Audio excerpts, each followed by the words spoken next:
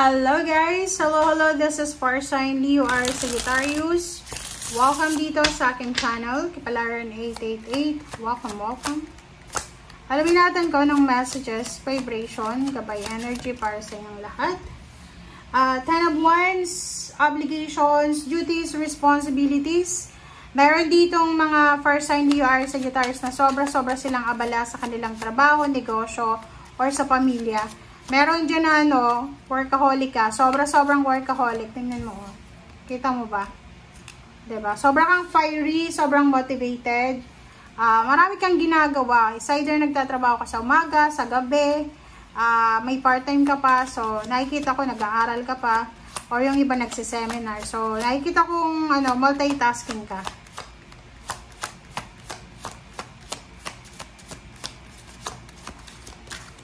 Okay. Next is Knight of Cups. Sinasabi ng bara sa'yo dyan na merong mga Farsign Leo R. Sagittarius single.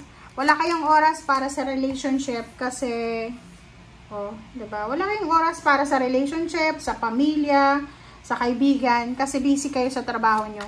Or busy kayo sa negosyo, or busy kayo sa pinagkakakitaan nyo.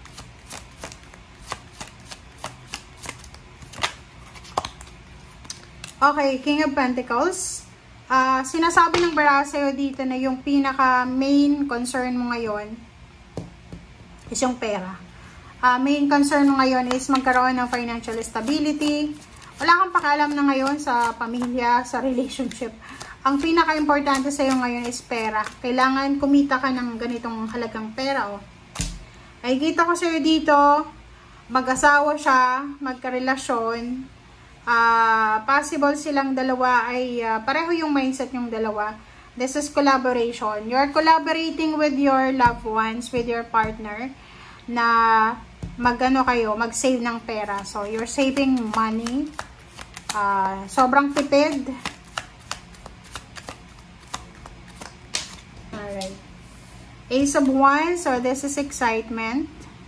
So, kung makikita mo dito, nakikita ko na merong Leo na sobrang excited ka. Pwedeng kung ikaw ay hindi naman nakafocus sa pera, may mga Leo ditong nakafocus ka sa love life mo. Maybe may kausap ka na ibang lahi sa internet, so magkikita kayo. So there's a opportunity dito na magkita kayo personally. And 5 of Pentacles and 2 of Swords and 6 of Cups. King of Swords. So, sinasabi ng bara sa'yo na isang direksyon ang posibleng darating sa buhay mo. Okay? Isang tao or isang pagkakataon ang posibleng darating sa buhay mo. And this chance ay posibleng makakatulong siya sa'yo sa emotion mo. Okay? Siya yung magiging foundation strength mo sa emotion.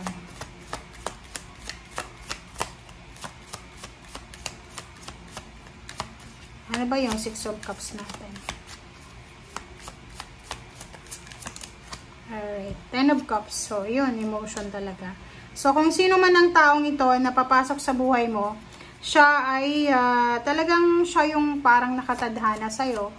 Pwedeng matagal ka ng single or hiwalay sa asawa. And yung taong yan na darating sa'yo sa future, siya talaga yung parang nakatadhana. So, hindi lang hindi lang love life yung i-offer niya sa'yo. O-offeran ka pa niya ng pera. Kasi, lalo kung babae yan, lalaki ka na Leo, Aries, Sagittarius. Pwedeng maraming pera yan. Stable siya, financially. Oops, sorry. Okay, reverse na death.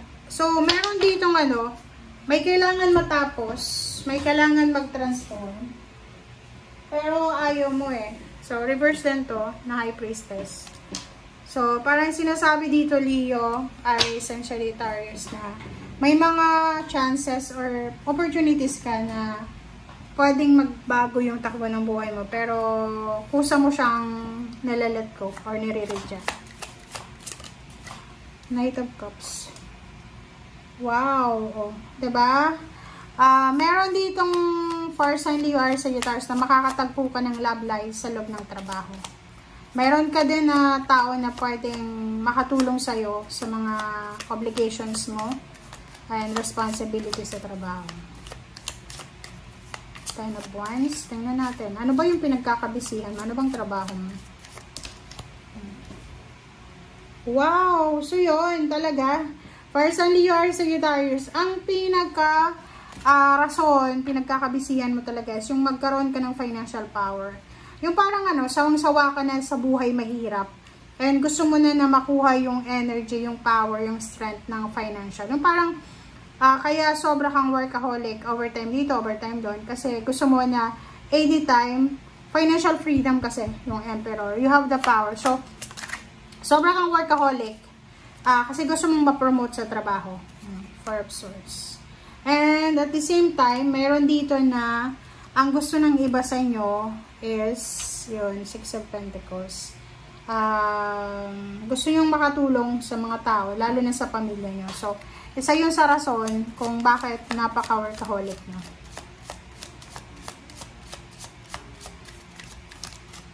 Ano pa ba? Eight of Pentacles. Wow!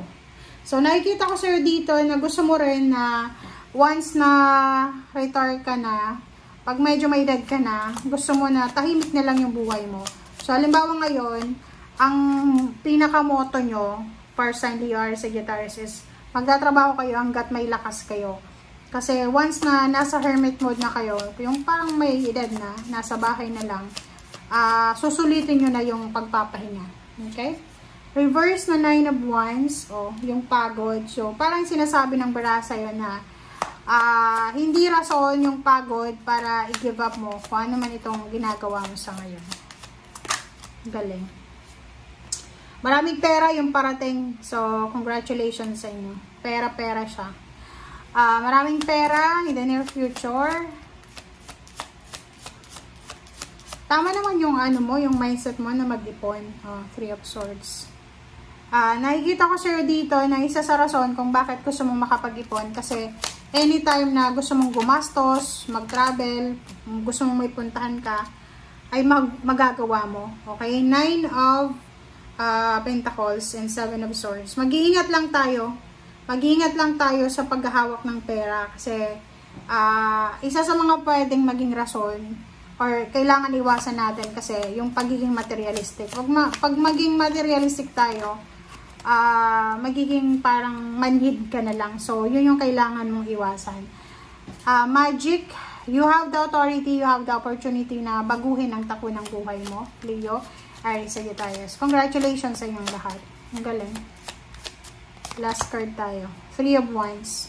So, sinasabi ng barahan na you are lucky because may mga tao sa paligid mo na magiging source of inspiration. May mga pagkakataon na makakakilala ka ng mga tao na talagang matutulungan ka nila sa pag-succeed mo sa buhay. Okay guys, thank you.